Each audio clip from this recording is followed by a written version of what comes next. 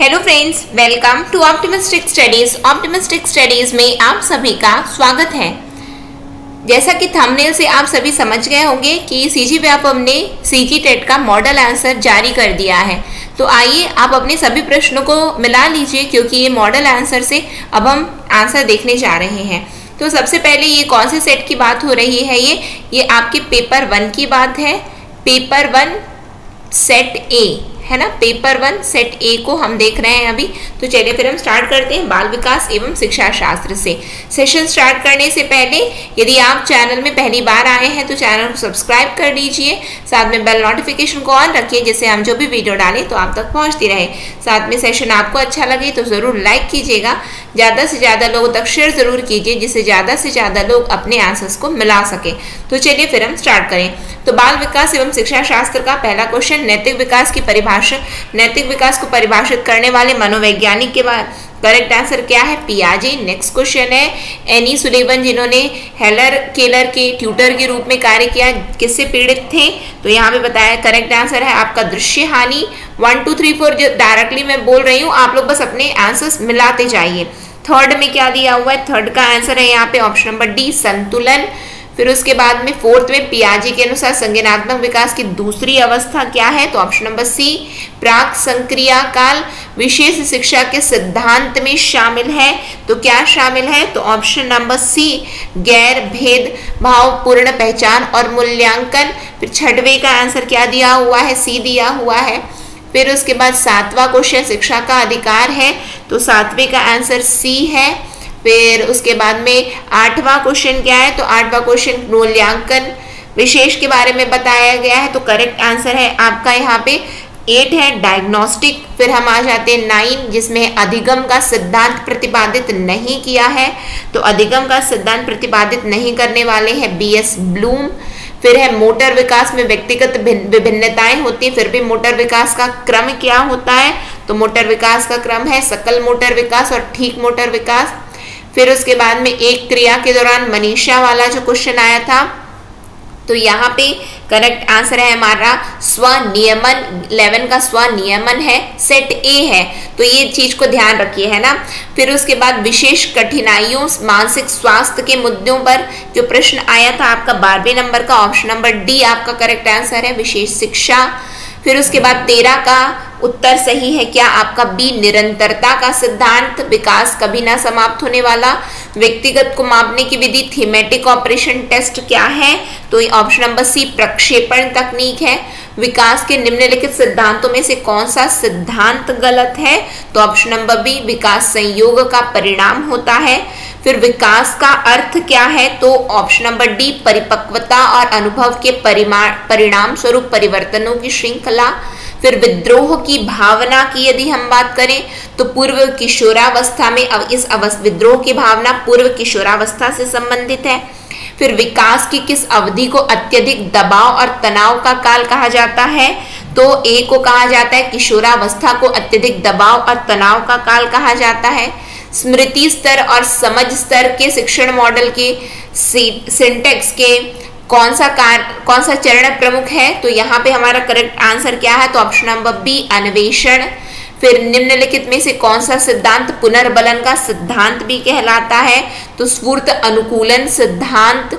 फिर भारतीय संविधान 6 से 14 वर्ष की आयु वर्ग के बच्चों को निःशुल्क अनिवार्य शिक्षा कौन से अनुच्छेद में दिया गया है? तो अनुच्छेद 21A में दिया गया है। पीयर रेटिंग से क्या समझते हैं आप? तो पीयर रेटिंग होता है एक मूल्यांकन उपकरण जिसमें किसी व्यक्ति के कार्य का मूल्यांकन अन्य सदस्यों द्वारा किया जाता है। विशेष शिक्षा में न केवल विकलांग छात्रों को शामिल किया गया है, बल्कि इसमें और कौन शामिल है? बल्कि प्रतिभाशाली छात्र भी इसमें शामिल होते हैं। एक 6 से 7 वर्ष का बच्चा दूसरे के दृष्टिकोण को स्वीकार नहीं कर पाता। क्यों नहीं कर पाता? क्योंकि वह आत्म केंद्रित होता है। फिर उसके बाद में हम बात करें, बच्चा भौतिक और सामाजिक वास्तविकता की अवधारणाओं का निर्माण करना प्रारंभ कर देता है। यह विशेषता है बौद्धिक विकास की। निम्नलिखित में से कौन सा बौद्धिक विकास का तत्व नहीं है? तो कौन सा तत्व नहीं है? तो सहनशीलता बौद्धिक विकास का तत्व नहीं है। व्यक्तित्व के संदर्भ में कौन सा कथन गलत है? तो ऑप्शन नंबर डी, व्यक्तित्व केवल व्यक्ति के बाह्य रूप तक सीमित होता है।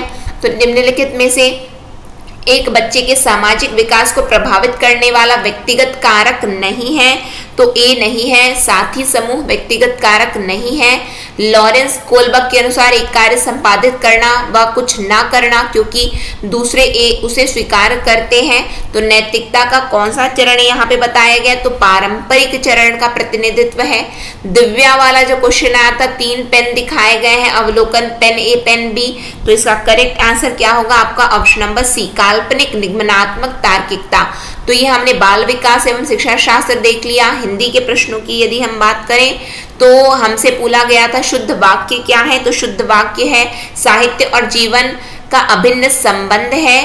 फिर प्राथमिक स्तर पर भाषा सीखने से भाषा संबंधी कौन सा संसाधन सर्वाधिक महत्वपूर्ण होता है, तो डी टेलीविजन महत्वपूर्ण होता है। उपसर्ग युक्त शब्द बताने हैं हमें, तो उपसर्ग युक्त शब्द है परिधि। फिर कौन सा प्रश्न कक्षा में बहुभाषिकता को परिभाषित करता है, बहुभाषिकता को परिभाषित माँ को अपनी अपनी भाषा में क्या कहते हैं। फिर सामान्यतः बालक ध्वनि को सुनकर प्रतिक्रिया देना प्रारंभ कब कर देता है, तो प्रतिक्रिया देना वो 6 से 7 माह में ही प्रारंभ कर देता है।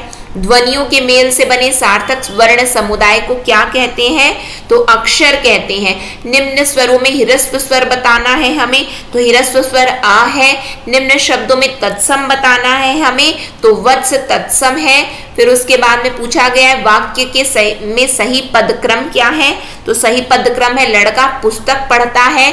फिर वाक्यों में संदेहवाचक वाक्य बताना है हमें, तो संदेहवाचक है उसने खा लिया होगा, उसने खा लिया होगा। फिर उसके बाद में हम देखेंगे अनुस्वर युक्त शब्द बताना है, तो अनुस्वर युक्त शब्द है हमारा अंगूर। बहुब्रीहि समास युक्त शब्द नहीं है, तो शटरस बहुब्रीहि समास युक्त शब्द नहीं है। जातिवाचक संज्ञा का उदाहरण क्या है, तो जातिवाचक संज्ञा का उदाहरण पहाड़ है। उत्तर गई लोई तो क्या करेगा कोई, तो लोकोक्ति का अर्थ बताना था हमें, तो इस लोकोक्ति का अर्थ होता है सम्मान नष्ट हो जाने के बाद फिर किसकी चिंता। फिर विकास का सही क्रम बताना है हमें हिंदी भाषा का, तो हिंदी भाषा का विकास का सही क्रम है संस्कृत, पाली, प्राकृत, अपभ्रंश, अवभट और हिंदी। फिर उसके बाद निश्चयवाचक सर्वनाम का उदाहरण बताना है, तो निश्चयवाचक सर्वनाम का उदाहरण होता है रोटी मत खाओ। फिर उसके बाद में है निशाचर का अनेकार्थी बताना है, तो निशाचर का अनेकार्थी होता है उल्लू। फिर उसके बाद में हमें पूछा गया है जो कम बोलता है को क्या कहते हैं, तो जो कम बोलता है उसे हम अल्पभाषी कहते हैं। चिरंतन शब्द का विलोम बताना है, तो चिरंतन का विलोम शब्द होता है नश्वर। फिर उसके बाद में हमसे पूछा गया है कौन सी भाषा आकलन में सबसे प्रभावी तरीका है, तो सबसे प्रभावी तरीका होता है कहानी लिखना। फिर उसके बाद में बेफिक्री के लिए पूछा गया था मुहावरे, तो बेफिक्री के लिए जो मुहावरे है वो हमारा है सी घोड़े बेचकर सोना। फिर द्विगु समास कौन सा नहीं है, तो डी चतुर्भुज द्विगु नहीं है। फिर उसके बाद किस खेद की मूली का अर्थ बताना है, तो किस खेद की मूली का यदि हम मुहावरे का प्रयोग अर्थ यदि हम देखें तो क्या होगा हमारा सही उत्तर, तो अधिकारहीन होगा। फिर भाषा सीखने का प्रथम चरण क्या है, तो डी है सुनना भाषा सीखने का प्रथम चरण होता है। फिर उसके बाद में हमसे पूछा गया था हिंदी व्याकरण में कितने प्रकार के लिंग होते हैं, तो कितने प्रकार के, तो 2 प्रकार के लिंग होते हैं। फिर कहाँ राजा भोज कहाँ गंगुतेली का अर्थ पूछा गया था, तो उच्च और साधारण की तुलना है अर्थ। संज्ञा सर्वनाम के जिस रूप से वाक्य के अन्य शब्दों के साथ उनका संज्ञा सर्वनाम का संबंध सूचित होता है, तो उसे हम क्या कहते हैं, तो उसे हम कारक कहते हैं। फिर उसके बाद में हमसे पूछा गया था भाषा विकास का प्रमुख चरण क्या है, तो भाषा विकास का प्रमुख चरण है ए आंगिक वाचक लिखित यांत्रिक। कक्षा पहली में पढ़ने वाली गरिमा अक्सर ड वाले शब्द को गलत तरीके से बोलती है, तो इसे हम क्या कहेंगे, तो इसे हम बोलेंगे स्वयं ड वाले शब्द को सहज भाव से उसके समक्ष प्रस्तुत कर उसे धैर्य पूर्वक बोलने का अभ्यास करवाएं। स्त्री का पर्यायवाची हमें बताना था, तो स्त्री का पर्यायवाची होते हैं वनिता।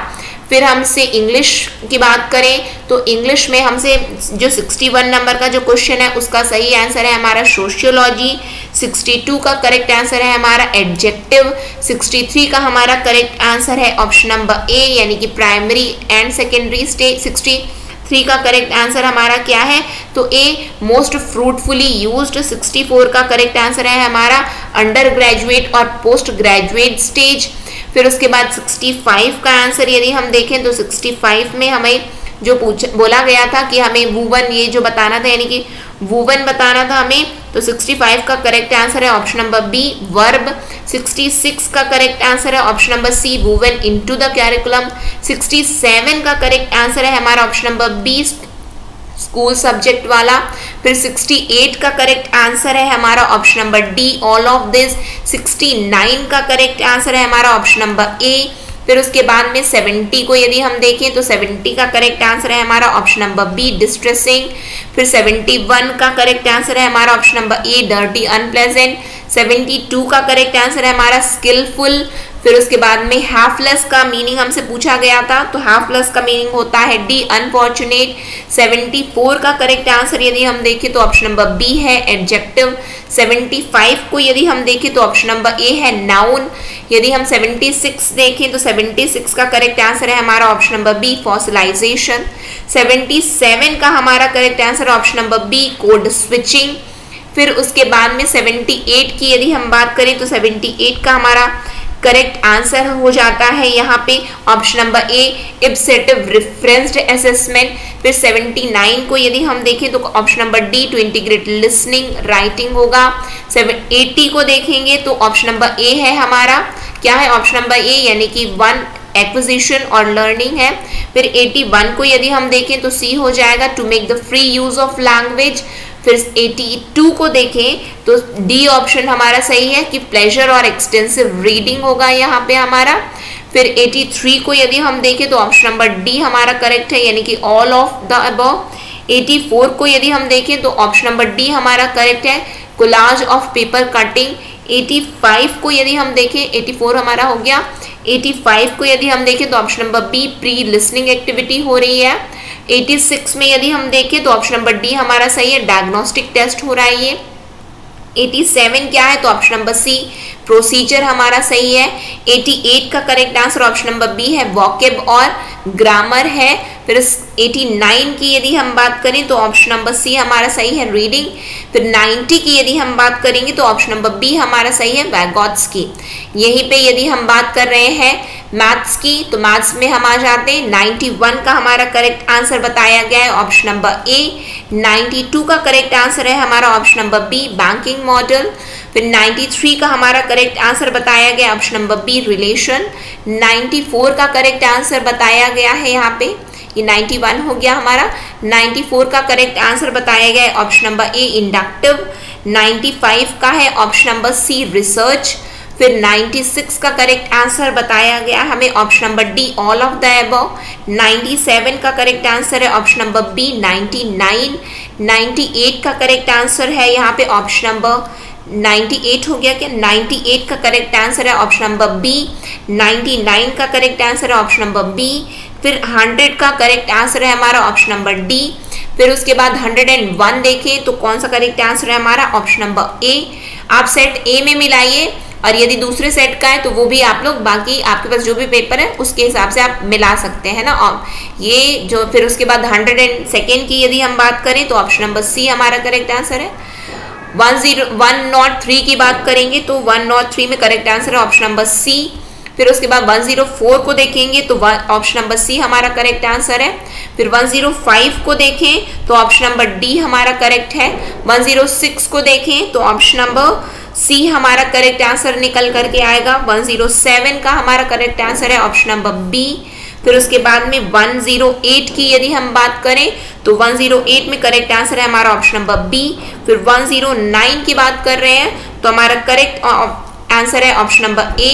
फिर 110 यानी कि 110 की बात करें तो ऑप्शन नंबर सी हमारा करेक्ट है।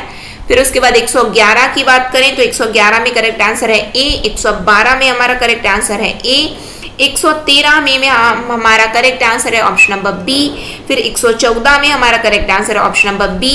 फिर 115 की यदि हम बात करेंगे तो 115 है हमारा करेक्ट आंसर ए। फिर उसके बाद 116 की बात करें तो करेक्ट आंसर निकल के आता है सी। फिर 117 की बात करेंगे तो करेक्ट आंसर निकल करके आ रहा है बी। फिर 118 की बात करें हम लोग तो 118 में करेक्ट आंसर है हमारा बी। 119 की बात करेंगे तो 119 में भी करेक्ट आंसर है बी। 120 की बात करेंगे तो करेक्ट आंसर है बी। ठीक, ये हो गया हमारा मैथ्स। एनवायरमेंट में आ जाते हैं तो 121 में हमारा करेक्ट आंसर है डी। फिर 122 में दिया गया है डी, करेक्ट आंसर है। 123 का करेक्ट आंसर हमारा क्या है, तो 123 में हमारा करेक्ट आंसर है बी। ये हिंदी में भी देख सकते हैं आप लोग, 123 का करेक्ट आंसर क्या है, बी। फिर 24 की बात करें तो क्या है हमारा करेक्ट आंसर, तो पोर्टफोलियो बी है 124। 125 में करेक्ट आंसर है ए। 126 की बात कर रहे हैं हम लोग तो 126 में करेक्ट आंसर है हमारा बी। फिर उसके बाद 127 की बात करें तो बी हमारा करेक्ट आंसर है। फिर 128 की बात करेंगे हम लोग तो 128 में हमारा करेक्ट आंसर है डी। फिर 129 की बात करें तो 100 यानी कि 130 का करेक्ट आंसर है हमारा 129 हो गया क्या हमारा, 129 नहीं हुआ ना, 129 का हमारा करेक्ट आंसर है यहाँ पे 129 का करेक्ट आंसर है हमारा कौन सा है, ऑप्शन नंबर सी, नवीन विद्यालय प्रारंभ करना। 130 है हमारा ए, स्कर्वी। 131 हमारा दिया गया है सी, मलेरिया।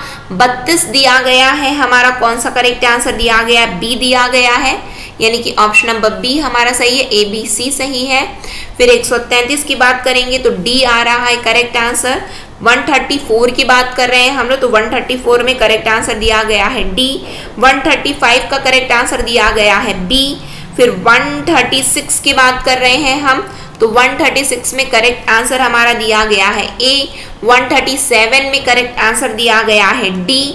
फिर 138 की बात करें तो करेक्ट आंसर आया है हमारा सी। फिर 139 की बात कर रहे हैं हम लोग तो 139 में करेक्ट आंसर है बी, गाय खरगोश। 140 का आंसर दिया गया है डी। फिर उसके बाद में 141 की बात करें तो ऑप्शन नंबर बी सही है हमारा। फिर 142 में हमारा करेक्ट आंसर क्या है, तो 142 में करेक्ट आंसर है बी। 143 में हमारा करेक्ट आंसर है ऑप्शन नंबर सी। फिर 144 की बात कर रहे हैं तो 144 में हमारा करेक्ट आंसर है ए। 144 में करेक्ट आंसर है ए। 145 की बात कर रहे हैं तो करेक्ट आंसर है हमारा ए, यानी कि विद्यार्थी योग्य बनाना है हमें। फिर 146 की बात करें हम लोग तो 146 में दिया गया है ऑप्शन नंबर सी, जुलाई 1961। फिर 147 में आ जाइए तो सी हमारा सही है।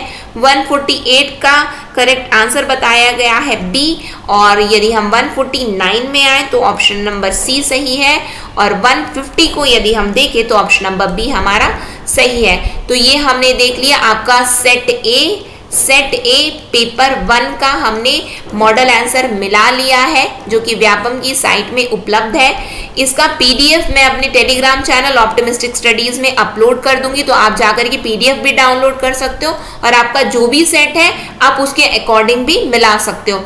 साथ ही साथ अब आप लोग मिला लिए होंगे, अपने सभी आंसर्स को मिला लिए हो तो आपके कितने नंबर आ रहे हैं, जितने भी आ रहे हैं आप लोग देख लीजिए कि कितना आ रहा है। यदि आप किस कैटेगरी के हैं, यदि आप जनरल कैटेगरी के हो या फिर SC ST OBC के हो तब तो फिर उसके बाद में आप देखिए कि आपके कितने नंबर आ रहे हैं और उसके बाद में अपनी तैयारी को प्रारंभ कर दीजिए, क्योंकि शिक्षक भर्ती डेफिनेटली आएगी तो उसके अकॉर्डिंग। और एक इन्फॉर्मेशन भी है कि हमारे ऑप्टिमिस्टिक स्टडीज़ के मोबाइल ऐप में सहायक शिक्षक के लिए कोर्स चल रहा है, स्टार्ट हो चुका है। तो यदि आप देख लीजिए, आप यदि पास हो रहे हैं तो ज़रूर आप कोर्स को ज्वाइन कर सकते हैं। एकदम ऑप्टिमम प्राइस रखा गया है, मात्र 999 में वो कोर्स आपको उपलब्ध हो जाएगा।